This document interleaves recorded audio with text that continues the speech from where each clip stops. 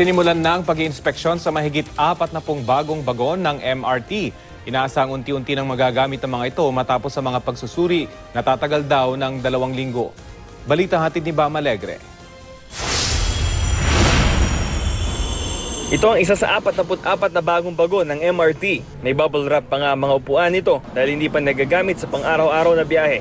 Bago kasi ito magamit ng publiko, kailangan muna itong isailalim sa masinsig serye ng mga test. Kanina, isinagawa ng pamunuan ng MRT ang unang inspeksyon sa ATP o Automatic Train Protection System ng mga bagon. Kabilang dito ang pagtiyak na maasahan ng 2 uri ng preno nito, ang service at emergency brake. Ang purpose nito is para to ensure na safe ang ating MRT train in case of overspeeding or there are cases na may faults. Itong body, air conditioning at door system ng mga bagong bagon ay mula raw China. Pero yung mga mas vital na bahagi tulad ng traction at electrical system galing naman daw sa Germany.